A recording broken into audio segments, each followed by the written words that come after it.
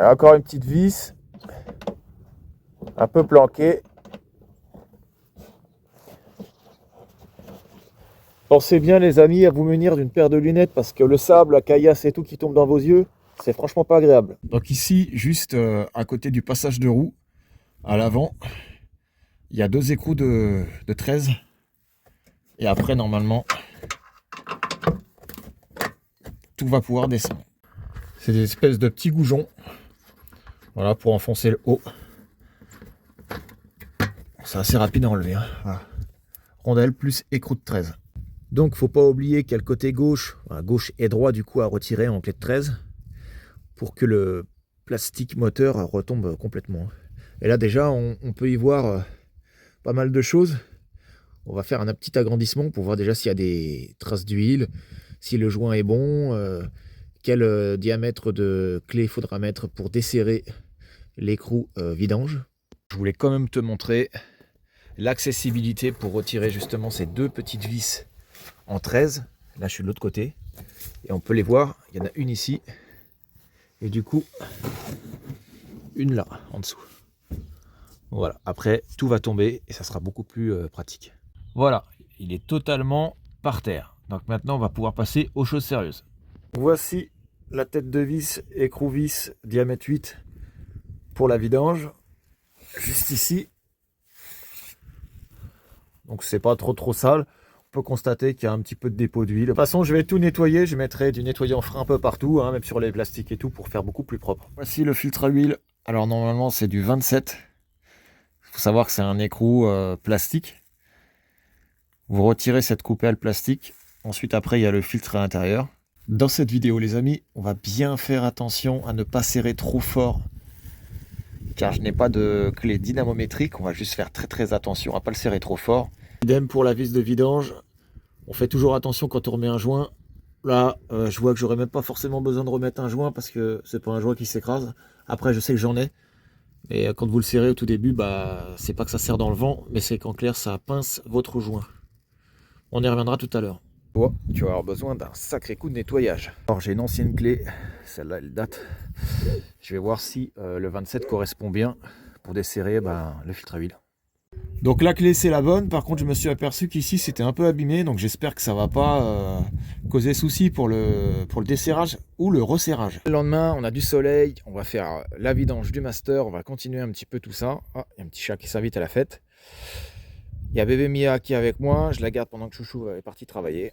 J'ai commandé du nettoyant frein, alors ça va être super utile, c'est du pas cher du tout, c'est juste pour nettoyer la crasse, que l'artère d'huile soit propre, que tout soit propre, voilà, comme ça, ça donnera un petit coup de propre. Pareil, cette douille là de 8 mm je l'avais pas, donc j'ai trouvé ça à 3 €. Filtre à huile en espérant que c'est le bon. Et sans oublier les EPI, petite lunette de protection pour éviter d'avoir de l'huile en plein dans les yeux.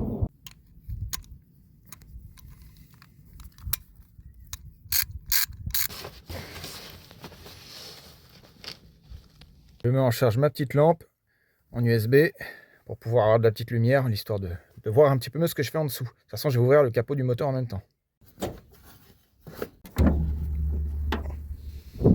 Comme ça, on y verra un peu plus clair d'en dessous. Nickel. Bah t'es encore là toi? Elle est marrante. Elle regarde un peu tout ce que je fais. C'est pour ça qu'à chaque fois que je démarre mon véhicule, je regarde s'il n'y a pas un chat qui se met à l'intérieur. Bon, déjà c'est la bonne, de toute façon j'avais déjà vérifié avant. À partir de là, je vais le retirer directement à la main. Ça évite d'être embêté avec sa clé. Et comme ça, ça me permet de réceptionner le bouchon directement surtout. Avant qu'il ne tombe dans l'huile. Il y a 8 litres. Ça va couler d'un coup. Hop. On y est, c'est bon. Ça y va. On peut dire que l'huile est vraiment dégueulasse. On va laisser tout couler. De toute façon, j'ai l'huile qui devrait arriver. Il y a le livreur qui va pas tarder, je pense. Je vais commencer à nettoyer l'écrou. Remettre le nouveau joint sur la vis. Et puis voilà. Ça va le faire gentiment. Puis après, on dégraissera tout ça. Hop, c'est propre. Et puis après, toute cette huile-là, on pourra la mettre tout simplement en déchetterie. Dans un endroit spécialisé pour... Le bébé qui fait dodo. Fait la sieste. Faut pas faire de bruit, les amis. rallonge pour la douille de 27 parce que ça me paraît trop compliqué pour le desserrer. Avec ça, ça sera beaucoup mieux. Là, je suis dedans.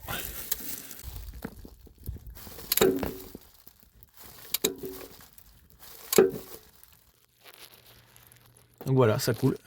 J'ai sorti le filtre à huile. Bon, le petit nettoyage qui va bien. J'ai nettoyé avec du produit que j'ai laissé dans l'auge. L'intérieur, extérieur, nickel, tout est propre. Ici, vous avez un joint. Je vais vous le montrer. Un joint qui se situe ici. On le retire, on en met un neuf tout de suite. Comme ça, ça sera fait. Je vais le mettre au niveau des écritures qui se situent ici. Et on va le mettre comme ceci. Tac. Ensuite, on n'a plus qu'à le remettre, à le revisser et à serrer la vis de 27. Ici, on a le joint, le 9. Hop, on va le mettre ensemble. C'est pas sorcier à mettre. N'est-ce pas, Jamy? Hop. Il est mis.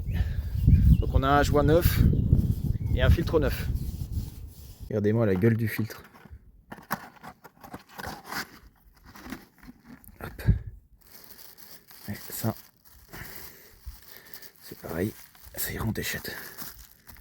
Nettoyez en frein, faites attention. N'en mettez pas là où il faut pas. Surtout pas dans le trou. On dégraisse, on nettoie, ça va couler du coup. Bon, bah c'est de plus en plus propre et de plus en plus nettoyé, je suis content. Tout doucement, ça continue de couler un petit peu. On va mettre le filtre à huile, donc c'est parti. Hop.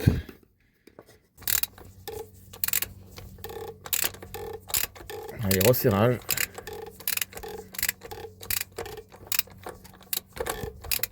Ça, c'est pas des filtres à huile qui serrent à la main comme certains, donc du coup celui-là, faut vraiment une clé dynamométrique, c'est quand même plus pratique. Donc là, on va le serrer, mais pas trop fort quand même. Dernière étape, avant de remettre la petite vis, tirer le frein à main du camion, et puis comme ça, il va descendre tout seul pour finaliser en fait la deuxième étape de la vidange pour que ça s'écoule correctement, enfin qu'il n'y ait pas de petits restes dégueulasses quoi dedans. Bébé, t'es sorti de ta petite sieste, on a mis l'ombrelle et tout, on est bien, il fait bon. Et puis bah voilà, hein, moi j'ai encore du taf, un œil sur bébé, un œil sur la vidange. Voilà. J'ai descendu le camion. Du coup, bah voilà, je vais attendre que ça coule gentiment, je vais attendre une petite demi-heure. Et puis après, voilà, je remettrai peut-être un petit peu d'huile neuve dedans pour refaire couler tout ça. Et puis après, je remettrai la vis pour finaliser la troisième étape. Et puis à la quatrième étape, après, ça sera le remplissage. Donc, faut pas être trop pressé pour faire ce genre de choses, hein, faut prendre son temps. Bon, bien sûr, je te montre comment faire. On verra un peu mieux comme ça. Donc, tu vois, tu as une, deux, trois vis et il y en a une normalement derrière ici. Juste derrière aussi là. Et ensuite après, c'est des petits clips. Ici il y en a 1, 2, 3 je crois. Je te montrerai juste après. La dernière vis, pas très accessible. Mais si tu as un tournevis assez grand, et ben ça le fait nickel. C'est parti. Donc, comme je t'ai expliqué, tu as 1, 2, 3 clips. Ça ressemble à ça. Voilà. J'ai laissé donc les vis dessus. Comme ça elles ne tombent pas. Et c'est plus facile à remettre après. Tuyau, ce que tu vois, le truc blanc, c'est le débitmètre. C'est le petit câble qui est là, que j'ai retiré. Voilà, sans ça, en général, ça merde. Si tu as une panne avec le débitmètre, ça peut être un petit tuto intéressant pour te filer un petit coup de pouce. Souvent, tu le débranches et c'est là que ça remarche un peu. Ce qui fait que du coup, tu n'as plus trop de trous d'air et tu t'aperçois que c'est le débitmètre à changer. Bref, j'en ai déjà changé pas mal sur BMW. C'est assez récurrent. Bon, en apparence, il est sale. Donc on va voir le dessous, on va voir les côtés. J'ai pas de soufflette, mais au pire je vais aspirer, je vais trouver une solution, hein. Je vais souffler comme je peux. Et puis de toute façon j'en ai commandé un, il arrivera normalement demain. Donc comme ça on fera ça par étapes, hein. C'est des vidéos qui sont par étapes. Voilà, parce que j'avais pas tout le matos, il y avait un petit peu de retard avec le site internet. Si on retire, oh oui il est dégueulasse. Oh là là, il est dégueulasse. Ah, il est dégueulasse. Alors, c'est des modèles que je connais pas trop parce qu'il y a une mousse supplémentaire. Mais il est vraiment dégueulasse. Voilà, ça m'étonne pas. Donc voilà, bon. Je sais pas combien de temps il a. C'est un Isotech IAF 1207. Pour ceux qui veulent la ref. Made in France.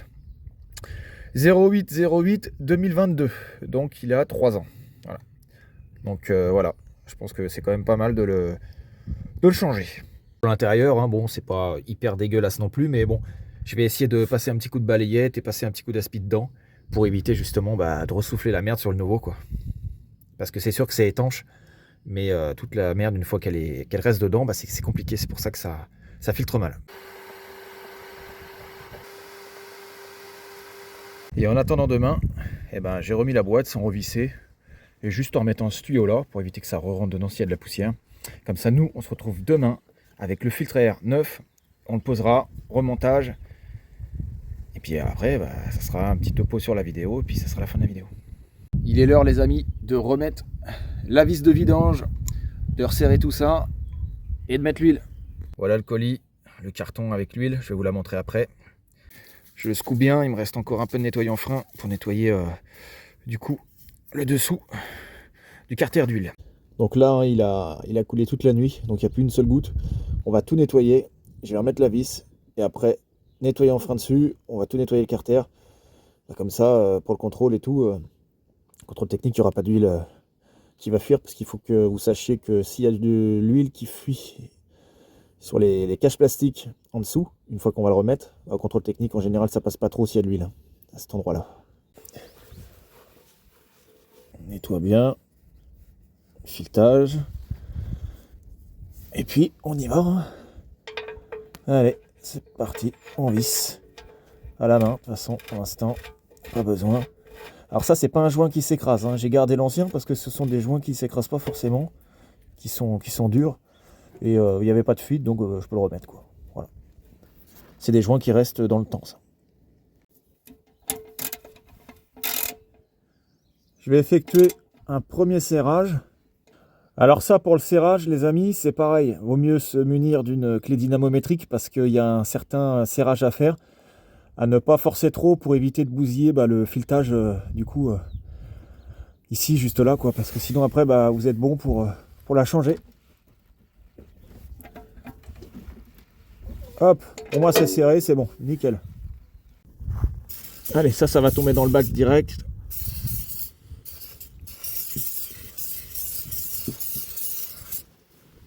Voilà. Ça sera propre. Plus de taches d'huile. Nickel chrome. Désolé pour filmer, c'est pas facile, je vais pas remonter le camion. Parce que je voulais que l'huile s'écoule au maximum.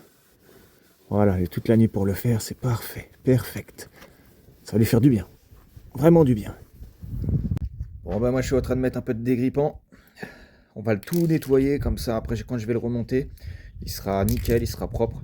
Et même pour le contrôle technique, il n'y aura pas une tache d'huile dessus, enfin j'espère. Comme ça sera parfait.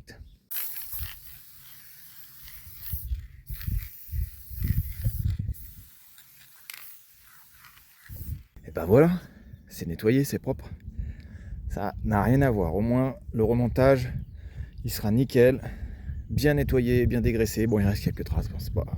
Voilà, je peux passer ma vie dessus. De toute façon, il sera redégueulasse pour la prochaine vidange. Mais honnêtement, voilà. Quand on fait les choses, autant les faire du mieux possible. En plus, ça m'a pris quoi? Ça m'a pris 5 minutes. Bon, moi, je viens de réceptionner à l'instant mon petit colis, mon filtre à air pour le Renault Master. Donc, c'est un C30011. Et je crois que c'est pareil pour Opel, parce que entre Opel et Renault Master, tout ça, c'est quasiment pareil. Donc voilà, on va l'ouvrir ensemble. Mais normalement, c'est même que l'autre. Hein. De toute façon, il n'y a pas de... Vous allez voir qu'il y a une petite mousse. Hein. C'est nouveau maintenant. Avant, je voyais pas ça comme ça. Une éponge géante. Et elle est quand même plus propre, sans déconner. Bon, c'est sûr que ça vaut une vingtaine d'euros. Je ne l'ai pas trouvé moins cher. Parce que Renault Master, c'est quand même assez cher au niveau des pièces. Hein. C'est pas comme si vous aviez un Renault Trafic ou autre petit van, hein, ça coûte assez cher quand même. Donc voilà, on va monter ça. Allez, babysitting. On regarde bébé en même temps. J'ai reçu le colis, voilà, il est là. On va le déballer ensemble. Ça vient de Germanie. C'est de l'huile qui est plus ou moins bonne, voilà. Ni trop cher, ni pas assez. Honnêtement, c'est pas mal. Et voici l'huile. Du coup, j'en ai pris du 10 litres. 2 fois 5 litres. Ça ira très bien. Apparemment, c'est une bonne marque quand même. Hein. C'est assez réputé. Bon, il y a mieux comme il y a moins pire. Mais honnêtement, ouais, je crois qu'elle vaut 35 € les 5 litres. Donc franchement, c'est pas mal. Hein. Vous l'avez sur Amazon. Voilà. Long Life. 5,30.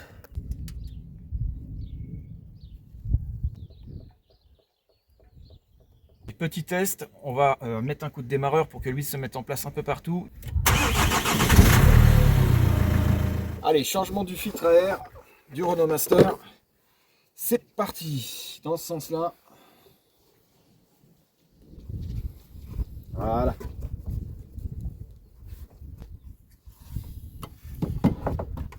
On remet l'autre partie de la boîte à air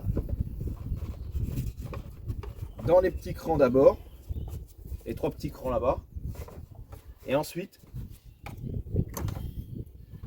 on remet ça, le tuyau d'air, puis on va venir déjà visser la boîte à air avec toujours en étoile avec un tournevis 25 ou un embout de 25.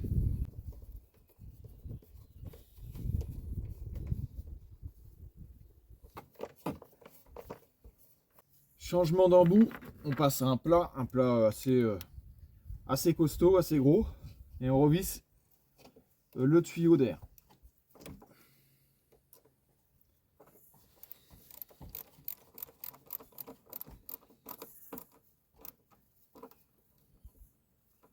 On n'a plus qu'à remettre le petit capteur de débitmètre, celui-ci. On clipse, on entend bien le clips, et voilà. Là, ce que je vais faire, les amis, c'est que je vais retirer cette clé. C'est la clé de l'entretien pour la vidange. Donc du coup, vu que ça s'est automatisé tout seul, je vais faire une petite manip pour la retirer. Ça fera un petit tuto en même temps supplémentaire pour Renault Master 3 pour pouvoir retirer cette maudite clé. C'est marqué 40 000 km parce que sur le Renault Master, c'est à peu près toutes les 40 000 km pour faire une vidange, ce qui est vraiment énorme. Bon, après, en général, je pense pas qu'attendre 40 000 c'est très bien, mais on va essayer de le remettre à zéro. Je vais rester appuyé. Voilà. Bon, redémarrage, il marque Wall OK, ça veut dire que l'huile est OK. Il était un petit peu en pente, donc là, il devrait se stabiliser. Je vais laisser une petite heure pour que l'huile redescende bien. On va redémarrer le contact une dernière fois. On va voir si la clé a disparu. Il n'y a plus de clé. C'est perfect. Reparti pour 40 000.